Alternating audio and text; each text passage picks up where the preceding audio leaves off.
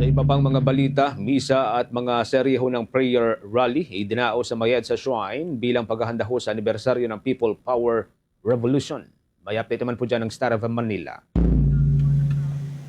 Idinaos ang Mass at Prayer Rally sa National Shrine of Mary, Queen of Peace sa EDSA nitong linggo bilang paghahanda sa nalalapit na paggunita ng ika-40 anibersaryo ng makasaysayang People Power Revolution sa bansa.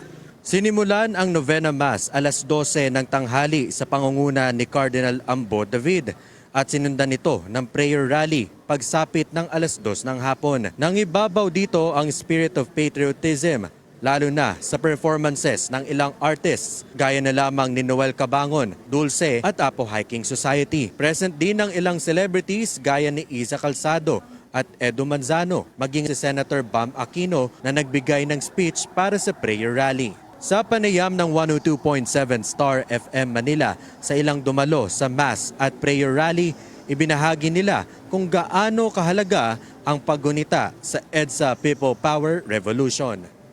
Ay pagbibigay halaga sa pagmamahal ng Diyos sa tao.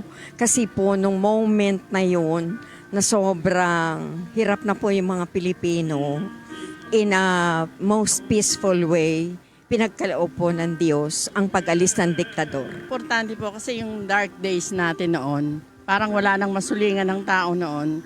Biglang nanawagan si Cardinal Sin na pumunta sa EDSA. Isa kami sa tumugon doon noong 1986. Hindi namin inisip kami kung ano mangyayari, basta pumunta kami doon. Tapos pagdating namin doon, festive yung mood.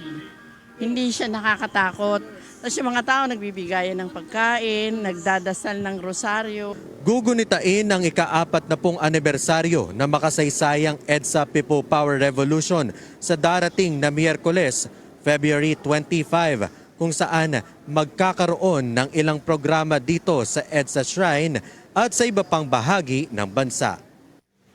Mula rito sa EDSA Shrine, nag-uulat Star DJ German ng 102.7 Star FM Manila.